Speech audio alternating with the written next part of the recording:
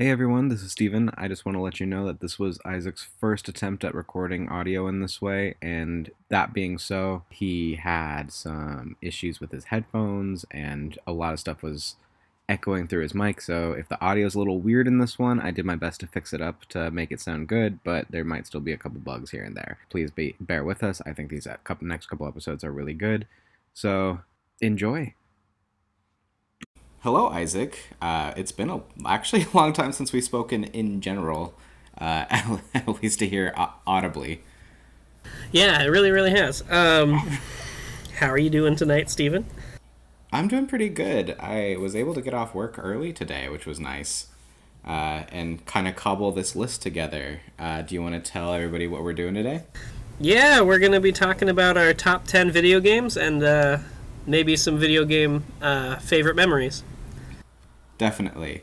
And just to clarify, these top tens that we're doing like today, for the video game memories, they're not like what we did with Kendall way back. We're not going to try and compete to put together a definitive list, try to get one of our things at number one. We're just talking about our favorite video games and just kind of having a nice, casual, good time. I know we both have some honorable mentions. Do you want to start or should I? Go ahead and start. I've got some fun ones, but... Okay. These are my honorable mentions are in no definitive order, and a lot of them probably could make my top 10 on a different day, but this was just kind of how I was feeling when I put this list together.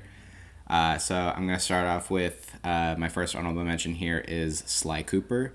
It's a very fun, kind of stealthy platformer game for the PlayStation 2. I had a lot of fun playing it a few years ago. The only thing I don't like about it is there's car levels where you play as the hippo that are just the worst. Just the worst thing. Like, I'm thinking about this, and I was really close to putting this on my top 10, and now I'm really glad I didn't, because I really, really hate those missions. But the rest of the game is really fun. Okay. Pokemon Yellow version is another one that I was almost putting this on my top 10, but I decided to go with another thing. The big thing for here is nostalgia. This was my first Pokemon game. It is possibly my most replayed game, and I had really fun time playing a Nuzlocke on it with Kendall years back. Rip Brutional. Yeah, Brutional for sure.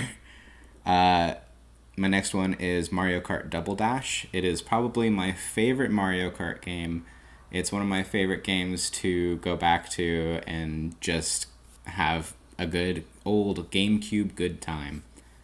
Actually, one that I'm thinking of right now that I meant to write down and didn't, but it'll still go on my honorable mentions, is Kirby Air Ride for the city trial mode is really fun. Next one is Banjo-Kazooie, really solid platformer. Part of the reason it's not on my top 10 is I've never actually made it that far in the game. I just think it's fun. Next, I've got Luigi's Mansion, was my first game I played on the GameCube, and I don't really have much to say about it. Most people who know about Luigi's Mansion can probably understand why I like that game. That's, you did a Let's Play of that before, right? I did, under the Swing Plays title that's on the Entertainiacs channel right now. Oh, okay. Yeah, yeah, I don't remember if you were a part of it at all. I was there a couple times, but I don't know. I don't think I was there regularly like I was with Grab by the Ghoulies. Yeah, you were there for like the last half of Grab by the Ghoulies at least. Yeah. And my last honorable mention is a big one, Minecraft. I almost put it on my top 10. It was probably the last one that I decided, as much as I like playing it in spurts, and I love that it's like the ultimate sandbox game. You can really do whatever you want in that game. I get burned out of Minecraft almost as fast as I get back into it. So I just decided call it my number 11 slot for right now. Okay, yeah, that's a fair point. I actually didn't consider Minecraft for my list, but it will be going on my honorable mentions. Yeah, for sure. But I'll just start with that one, and for a lot of the same reasons. I very much enjoy Minecraft and can get burnt out, but I also mod my game now. So, still got the Minecraft feel with some added elements to it. Pretty fun. Next is a game called Earthworm Jim. Oh, yep. I'm fairly familiar. I had one on the Game Boy Advance. Real weird game, Yeah. but very memorable in my mind. I've been a pretty avid MMO player for quite a long time, so I put a couple MMOs Yes, on you have. here. Yeah. One of them being New World. It's the Amazon MMO that came out. I made a lot of good friends in it, and it was really influential in my personal life. It taught me to value myself as a person, just through interactions that I made with other people, and with what was going on in my life at the time, which you know a lot about. Oh, yeah. But yeah, it was really influential to me at the time it came out and made a big impact on my life. The next one that is also an MMO is Runes of Magic, and the main thing I liked about it is that it had a multi-class system. So you could choose to be a knight and a priest and level them up separately, and one can be put as your secondary class, so you could be like a paladin, basically. I think I've seen you play a little bit of that game. That's out of the ones you've mentioned so far. That's the one I'm the least familiar with, though.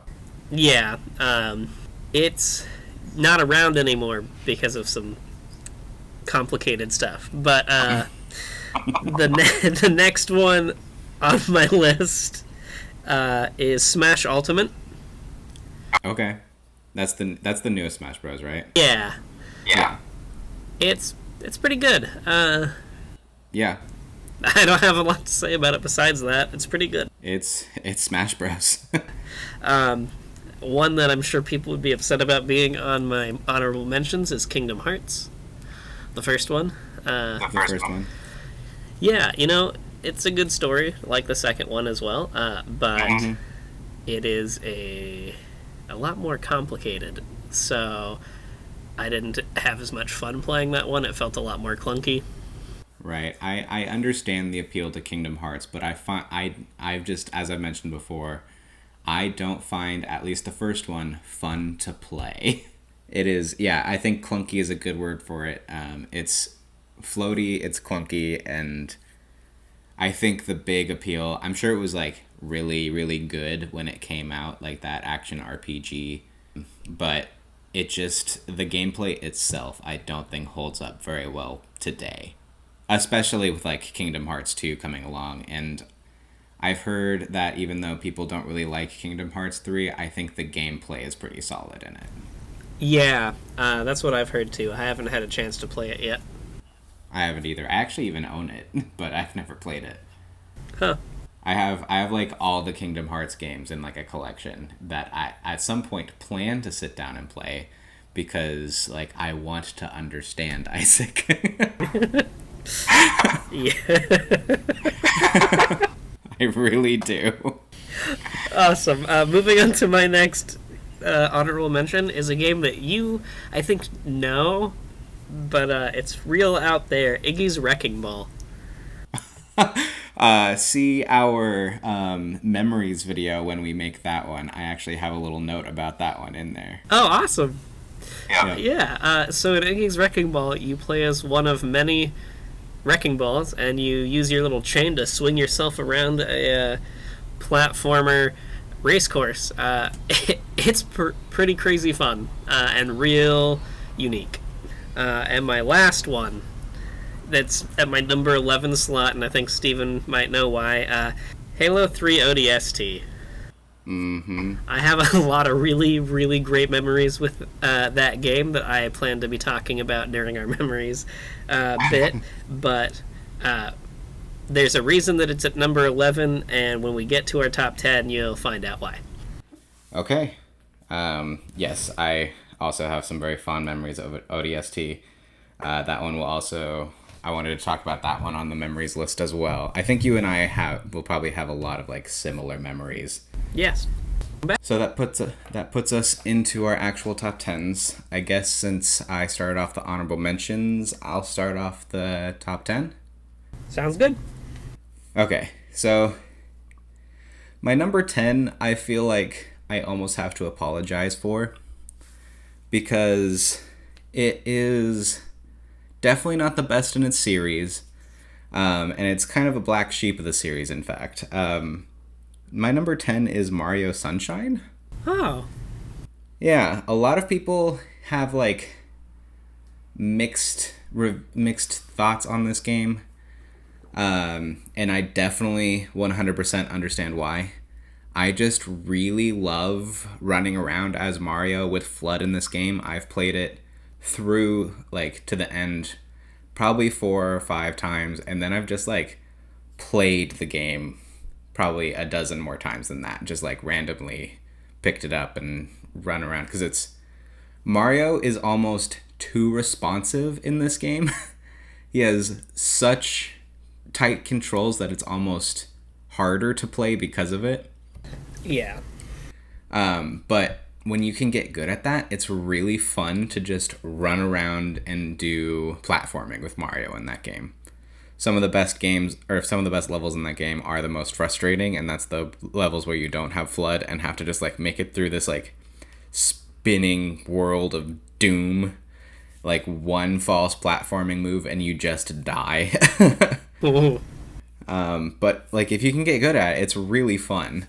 And I know it's not the best Mario game, but it's probably just the one I enjoy playing the most. Okay.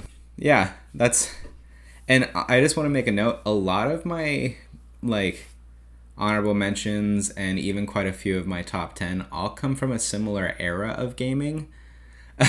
There's not a ton of modern, and there's not a ton of really old. A lot of it sits somewhere between, like, if I were to put a face on, like a console generation on it, somewhere between like the PS2 and the PS3 generation of gaming. That's fair. A lot of my favorite games fall in that era. I noticed that a couple of them have been ones that you've done Let's Plays of, too. Because I think you and Kendall did a Sunshine one. We never actually did a Let's Play of it, but we dabbled around in it because we had planned on it. Okay. But I did one of Luigi's Mansion. Kendall and I did some Mario Kart Double Dash on the channel. We did the Nuzlocke. So yeah, there's a fair amount of stuff I've done Let's Plays of, and that's because I like those games so much. Yeah. What's your number 10? So my number 10 is Halo Reach. Okay. And that is why ODST made it to 11. Yes, I would agree. ODST is probably the inferior game, especially if you're talking about like multiplayer. Yeah.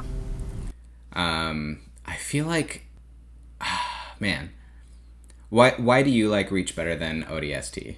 There's a couple of reasons. There is. Now I'm going to make a case for both games, I guess. But so Halo Reach, I like the versatility of the firefights. There's a lot more options for your weapons and loadouts and how you handle the different situations. But also because the multiplayer, like the online multiplayer that you and I have done before on Halo Reach, it's a lot of fun. You could sit there and everybody could spam holograms, for example. That's I just have a lot of good memories of this game, especially the online multiplayer with you. And you know that I really enjoy customization, and Reach also is quite a bit better at that. But my case for ODST is that the firefight seems like more of a challenge, and it really feels like you're making progress when you survive each wave. I also really like the co-op in ODST. Oh, like the story? Yeah. Yeah. I thought that the co-op was really good in ODST. I think that's actually probably my favorite co-op of the Halo games. Yeah. Oh, that's the other point, because that reminded me of a piece of the co-op. It makes hunters actually feel dangerous in ODST. Oh, yeah, big time. Yeah, yeah. So, you know. Like, you do not have your shields up in that game because you're not a Spartan. You are in trouble all the time. But, you know, it's It's a real tough call because that's why they're so close in the lineup, and one could be my number 10. But it just, yeah, it was a real tough choice. No, for sure. I understand why you picked ODST over or Reach over ODST. I don't know if I would have made the same call, but like it would have been pretty close either way. Yeah. Very similar memories playing both those games. My number 9, funny enough, is Final Fantasy X. Oh. I this is probably the first non-Pokemon RPG I ever played. And it holds up really well for being on the PlayStation 2. Like the special effects in it, or the graphics I mean, are not like groundbreaking today like they were then, but like it still looks good for being back in the PS2. The cutscenes are very pretty. The in-game models are pretty good. The story is really nice. I really love the main characters and the struggles they're going through. Titus, or I guess it's Titus, dealing with like his dad and like letting go and moving on, dealing with trauma and things like that. Yuna kind of dealing with similar things. Orin is a really cool character to be on the side because he kind of overlaps both generations. The gameplay is turn-based, so it's not a huge challenge. You do have to grind a bit, but not so much that it's a big deal. I just really like this game and have fond memories of it. I played it a few years ago for the second time, I think, and just had a good time playing it. I think it took me probably 24 to 30 hours to make it through, and I didn't 100% it by any means, but I had a good time. It was good. Awesome.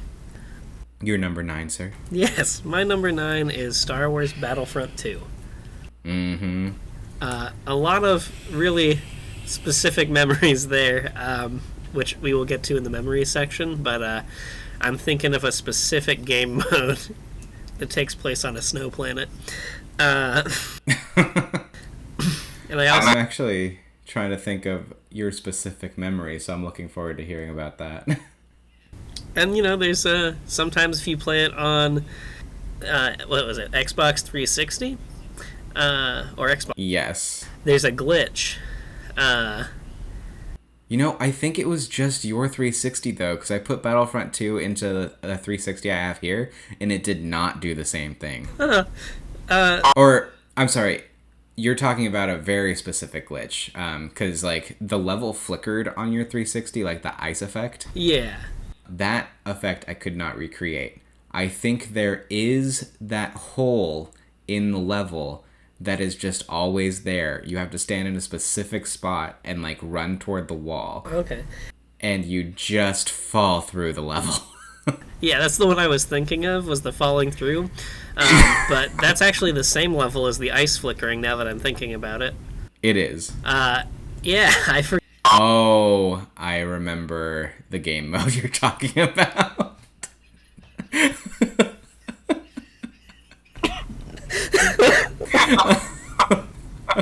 It just hit me. Yes, we will get to that another time. Give our listeners a reason to listen to more. Yeah. Yes, I do very much love Star Wars Battlefront 1 and 2. Yes. That is my 9. What is your number 8, sir? Resident Evil 4. And I put the GameCube version because I've heard it's just a little better than the PS2 version. I've actually played this one on Switch.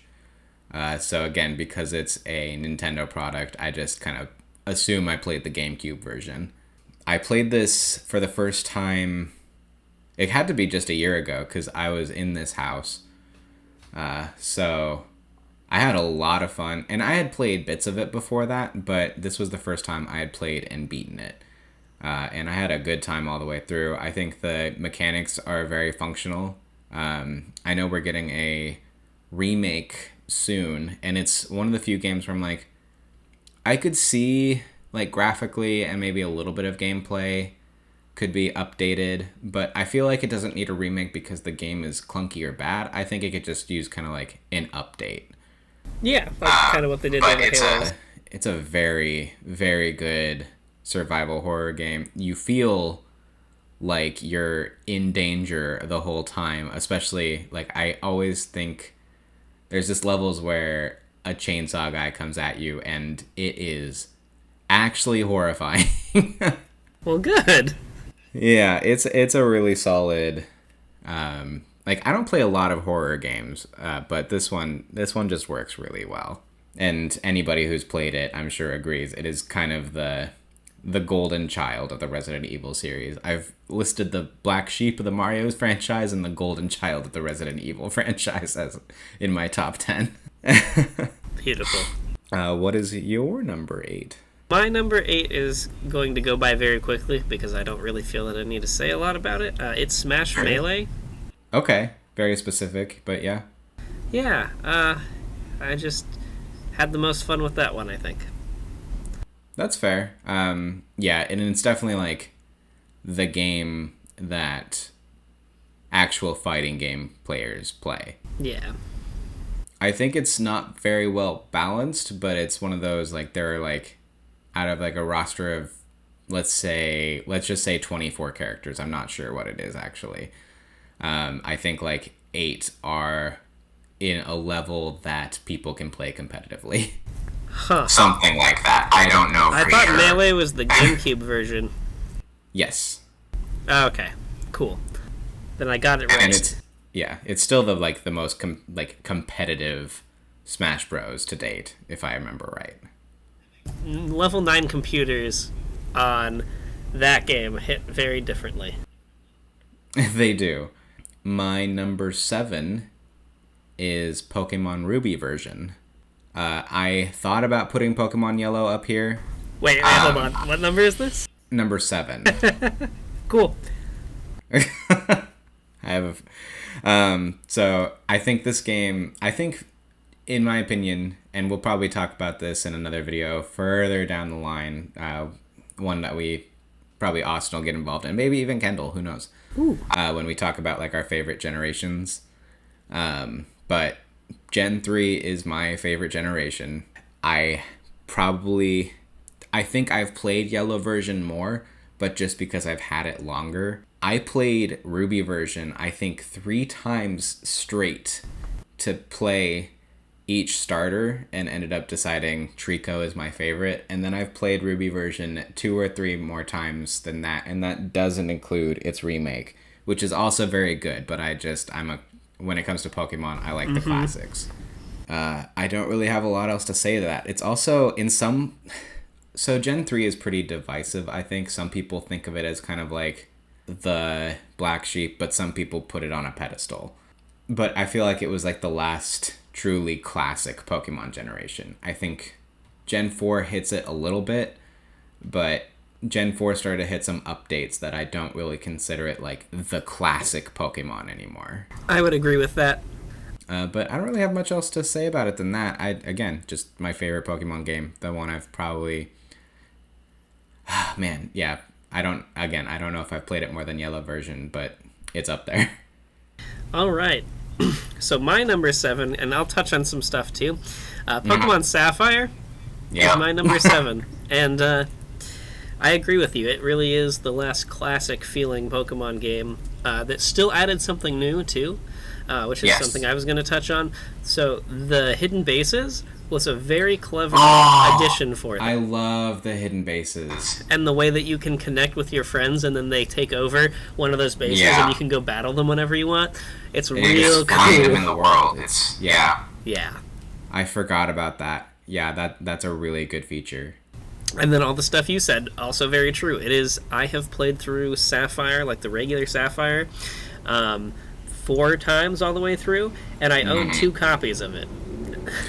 I've even played Emerald version, and for some reason I like Ruby better, even though Emerald is the same game, but like with more in it. Yep. I can't explain it. I think it's just because like Ruby was like the one I had first, so I like it better. I really think that's the reason. I would agree, because I have also a Ruby version, and I prefer Sapphire, and they're the exact same game. Yeah, it's like basically just it's the same as like red and blue. Like they're the same game, but like there's very minor differences to encourage trading, and you get the Team Aqua, Team Magma, which I really like that there are two different teams and you watch the two different sides kind of fold out differently depending on which game you're playing. Yeah, that is really cool, man. I don't think another Pokemon game has done that. I don't think so.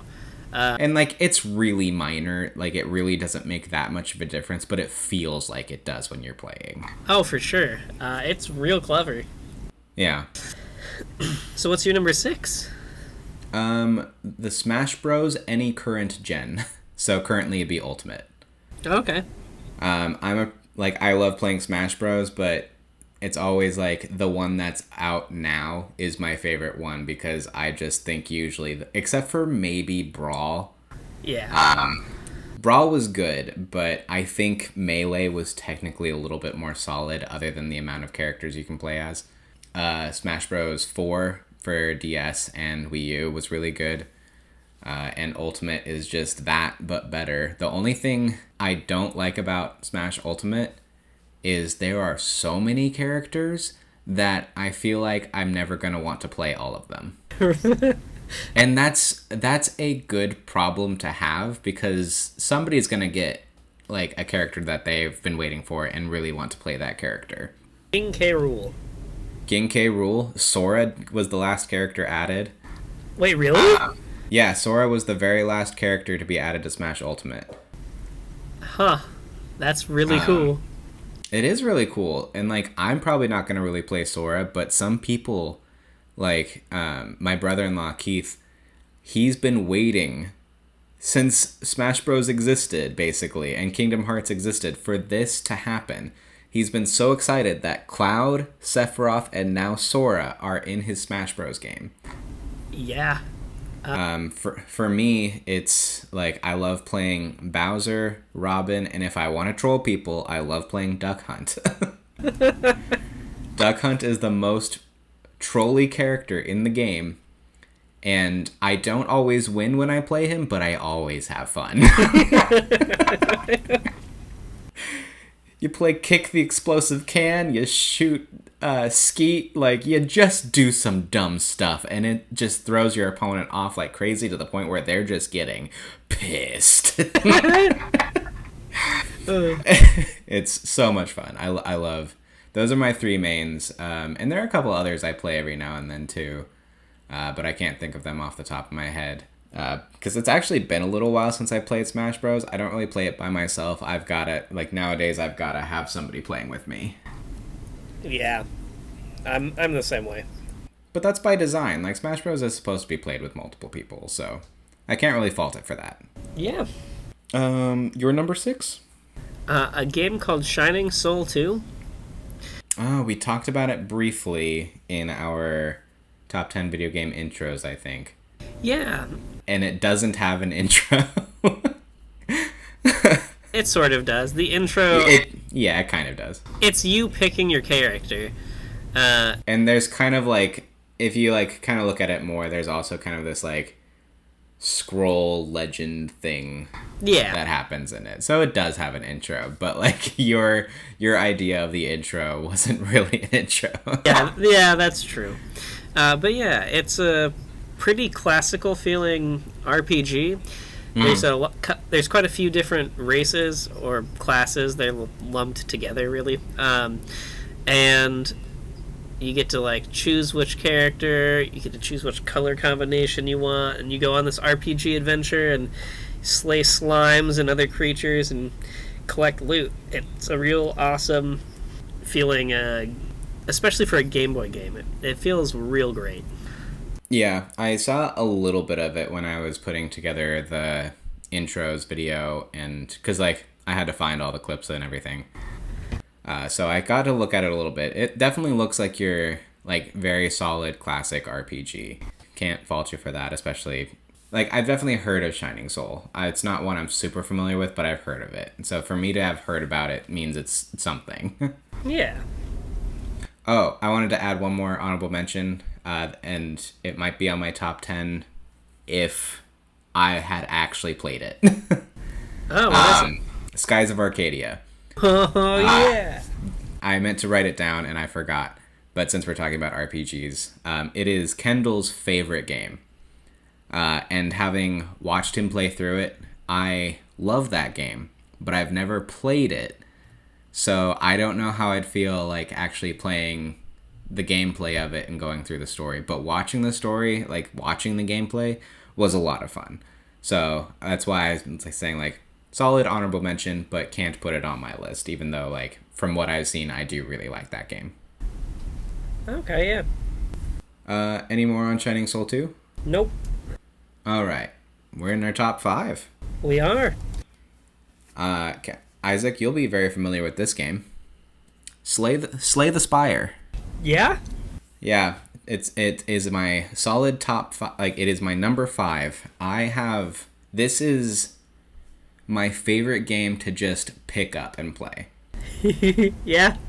I love, and like I have it on, like I've bought it twice for two different things. I have it on my computer, on Steam, and I have it on my Switch. Ah, nice. So I can literally just like pick it up and play it wherever. And I have beaten the heart with 2 characters now. Oh my god. I haven't even beaten it with... The Silent and the Defect. That's awesome. Oh, you know what? I could be wrong, but I think I actually beat it with the Ironclad the other day. Really? And you know what deck I used to do it with? Defense? It was defense. Yeah. Because you just keep building that defense, making sure it doesn't go down between... Because, like, the heart hurts you every card you play. Yep. So if you don't have defense up, you're going to lose health very quickly. But if your defense... If you have, like, a card that makes it so your defense is retained, or a relic, and then you have your... Oh, there's a card that you... I think it's Juggernaut. The one that doubles it? I think Barricade holds it, and Juggernaut does damage randomly to a random enemy every time you add defense. Oh, yeah. Yeah. And then on top of that, you get Body Slam and upgrade it for 0. Mm-hmm. So when your defense is up to like 50, and you're throwing a 0 card for 50 damage, like, and every time you hit the defense, yeah, I think I beat the heart 3 times now that I think about it. Nice. And it is hard to beat the heart. I made it to the heart the other day, and I thought I was gonna win, but didn't do it. I was very sad. I've been in the same position recently. And I'm starting to get good at the Watcher. Yeah. Oh man. Yeah, we're gonna talk about that. I have made it to the final, like, the 3rd act boss with the Watcher a couple times now, which is very hard to do. Yeah. But if you can get... It's all about the momentum, basically. Like, you really have to think of it as a monk character from D&D. That's exactly what I do. Like, you've got to switch stances, you've got to play cards that, like, link up with each other. Like, if the last card you played was an attack, this one gets you an extra energy. And then if your last card was also an attack, like, now you can add weak to your opponent, and now you can add vulnerable to your opponent. Yeah, so my number 5 is Slay the Spire. We had 2 that linked up? We did. That's so crazy. It is. So, my favorite class to play on there is the Watcher. I beat the game with it, and, well... Did you beat the heart with it, or...? I haven't beaten the heart, but I've gotten to the heart with it.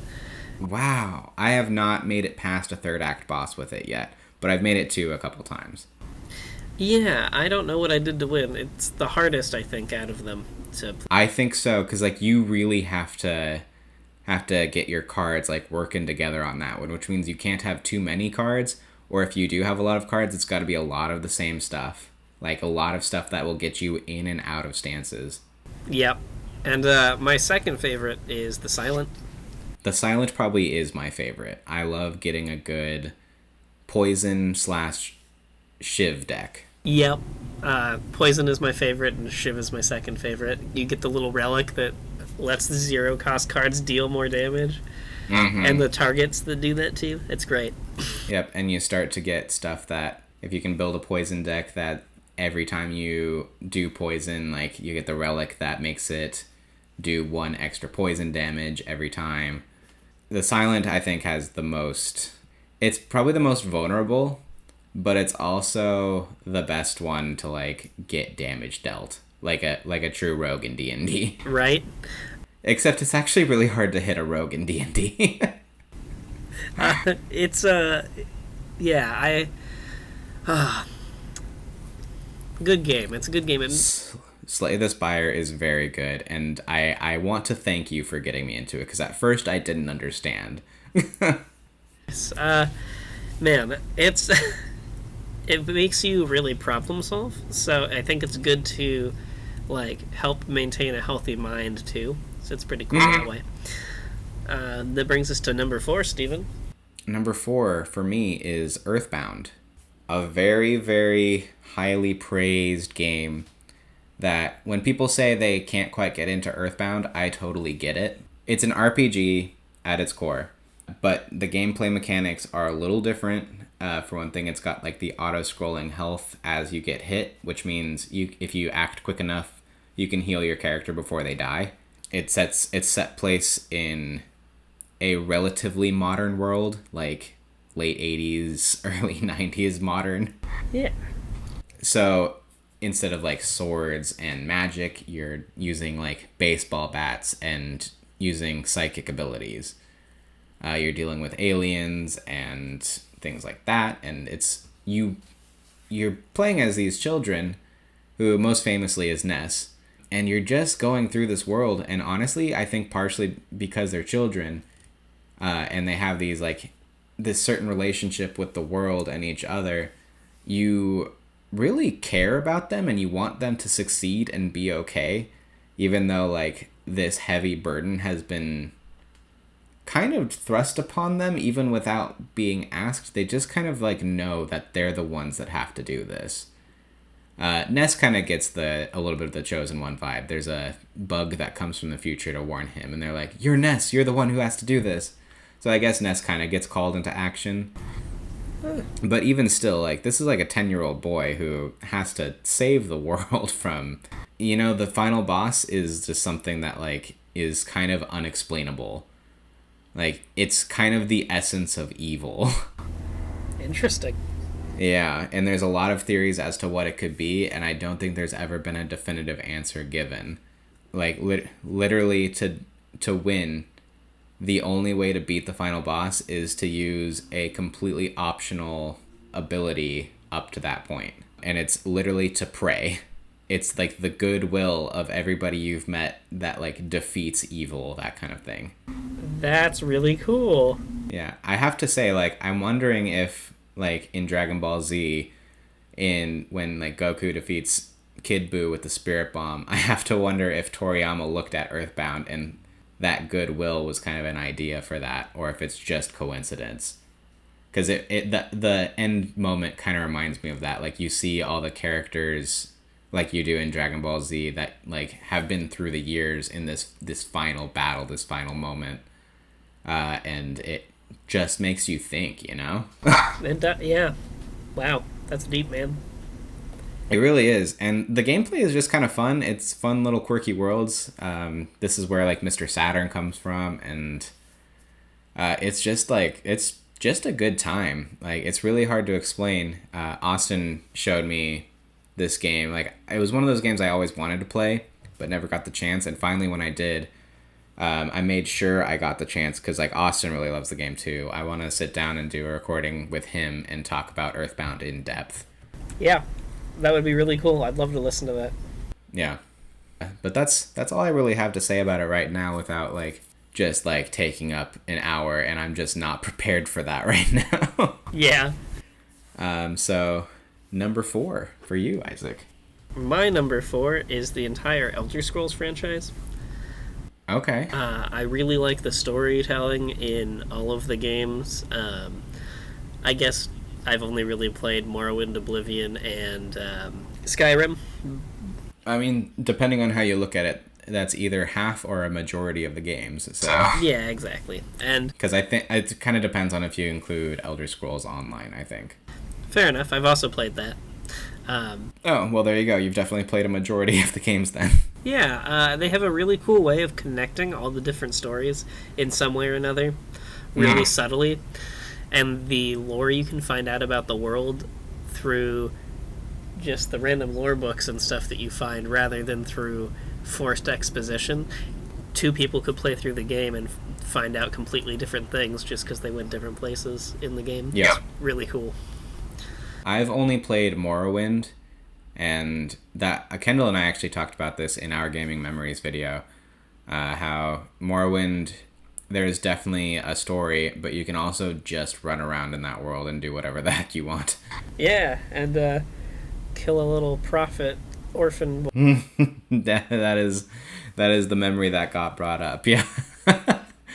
Live in the doomed world you've created, or start over. It's like, I haven't saved in like 3 hours. I'll live in the doomed world. Thanks, guys. It's great. I mean, what do you expect a middle school aged boy to do? You expect him to go in and kill whatever he wants, get loot, and just run around and kill the next thing. Right. Oh, man. Until you get lost somewhere and get attacked by imps that can't be killed by anything except for silver, which you no longer have silver weapons, so uh-oh. Oh, and I'm blighted. What up?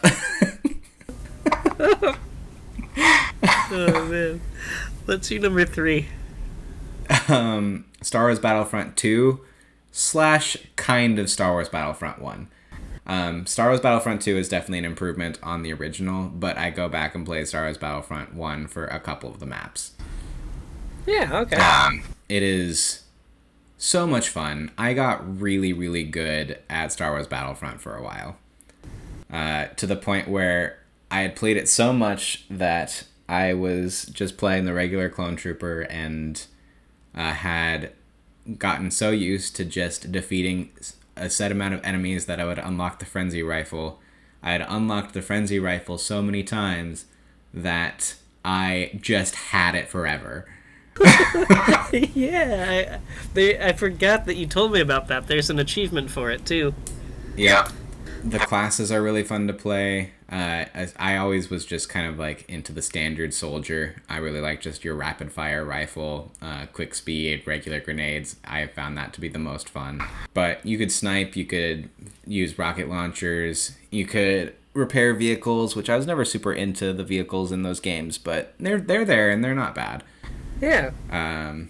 The level selection is super fun. I love visiting places you see in the movies. Like, I think it's only in Battlefront 1, but you can go to Bespin and you can see the carbon freezing chamber. Yep. Yes. I remember Things like that. Yeah.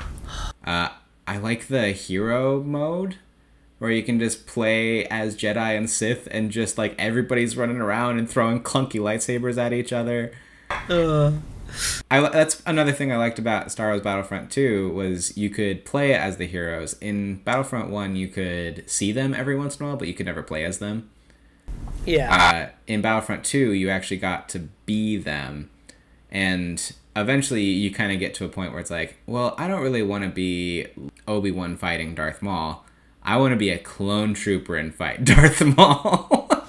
Yes. And when you get to the point where you kind of know what to do, like, you're not going to win every time, but, like, when you can dodge roll, throw a grenade, kind of get him dodging it, and use that frenzy rifle on that head, baby. Ooh. Battlefront 2 is a really good game. We have a lot of similar games on our top 10. We do. And, I mean, that makes sense, because you and I grew up kind of playing the same games, a lot of the same consoles.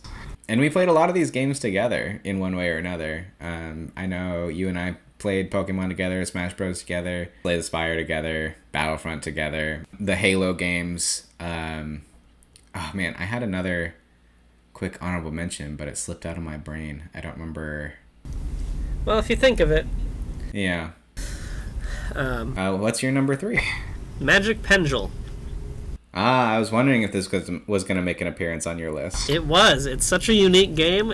If you like Pokemon, you would love it.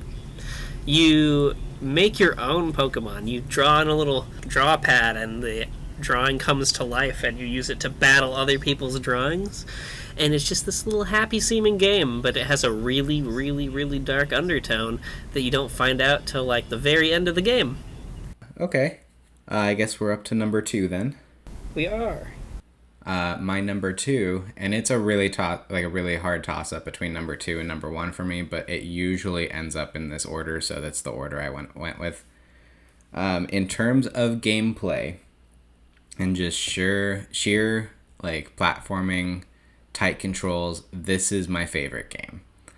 Rayman Origins is the fastest, tightest, best platformer I have ever played, and it's enhanced by having more people. Like, having more people isn't a hindrance, even when you're bashing into people and slapping each other and making it harder for each other. It just adds to the fun, because you can also like use each other to get to places, and you have more chances to get through platforming difficulties. And the aesthetic is so cartoony, bright, and just awesome.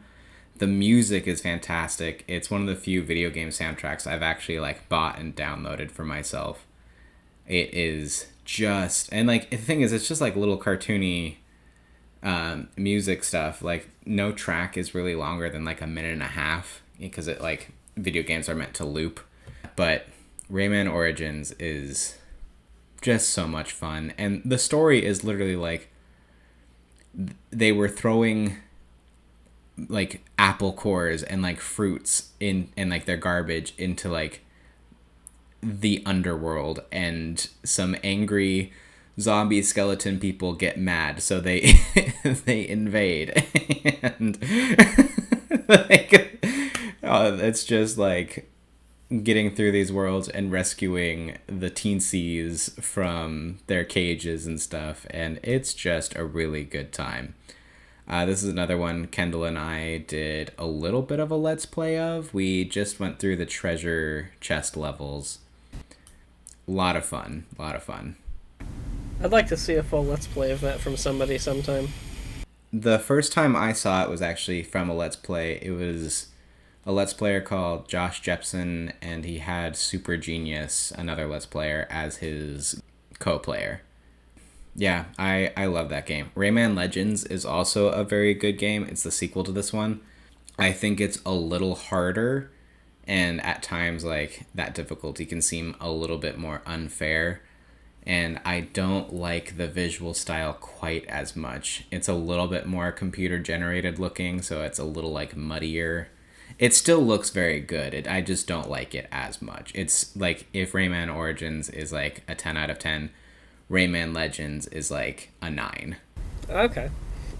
And one thing that Rayman Legends has that Rayman Origins doesn't, that I really like, is so in place of like some of the treasure chest levels, they have music levels where the track is essentially like you're running and jumping to the beat and like melody of like Black Betty or Eye of the Tiger or some like classical music, things like that. And those are very, very fun levels. They're kind of easy because if you know the song, like, you know exactly kind of when to jump and like when to sprint and when to like float. But as I kind of mentioned to Kendall when I was talking about that game, easy doesn't mean bad. Easy can be fun if done right. Very true, very true. But that's all I really have to say about Rayman Origins. It's just like an A+ of a game. And I will say, against Rayman Legends, I said that was like a 9. I would actually give it an 8.5 because there's some motion control added to that game, which is not very fun. Gotcha. It's pretty optional, like you can kind of work around it, but even then it's not really that fun in addition to the game. So 8.5 on that one, 10 out of 10 on Rayman Origins. Awesome. Okay. Yeah. So my second place is Adventure Quest 3D.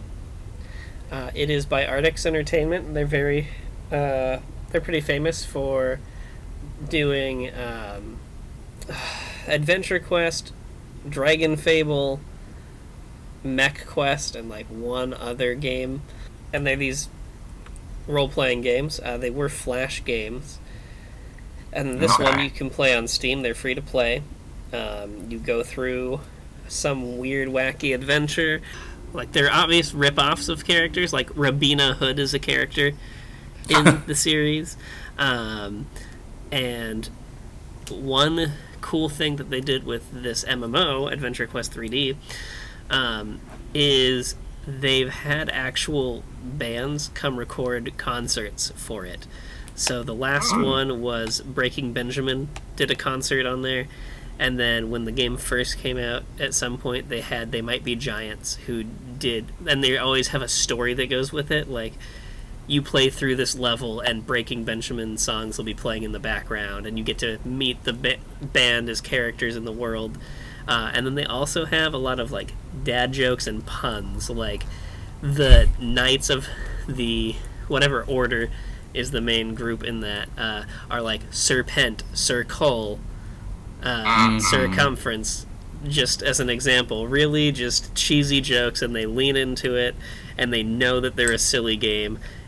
And it's really just the best way to experience an MMO like that, because it's a MMO that's fun and has some challenges, but you don't have to try hard at. So you can just log on and run around and have some fun. It's great. Okay. It's funny, I've never heard of any of these games. But that sounds really cool. I'll show it to you sometime. Part of it is like I'm just not a big MMO person. I think they just kind of take too much time. Yeah, and that's exactly what I like about this one is like it doesn't take any effort to play because you don't have to try hard to enjoy the game. You can play through a little bit of the story at a time, and they have so many different storylines that you can choose to play that it feels like they're each their own individual like playthrough. Gotcha. Well, Isaac, I think we're rounding into our number ones here. We are, and I'm really curious about yours. I've mentioned it before. If you think way back to the intro, the video game intros video we did, Fire Emblem Awakening is my favorite game. And it's on the 3DS. Like a 3DS game is my favorite game of all time. It has, like, I've played a couple other Fire Emblem games, and they're fun, they're good, but for some reason Fire Emblem Awakening, like, has this magic about it. And I would love to... I'll get into it a little bit, but it's another one, like, Austin is the one who introduced this game to me, so I want to do, like what I want to do with Earthbound with him, I want to do with Fire Emblem Awakening with him at some point as well. Yeah. A couple of things in its favor. It has Travis Willingham as one of the voices. It has Laura Bailey as Lucina. And it has, and to just emphasize the Critical Role fans out there, Matt Mercer is Chrom in this game. So, big Critical Role boost in there. And there's not a ton of voice acting, but it's all obviously well done. What I really like about this game is it was the first Fire Emblem of its kind to have two game modes.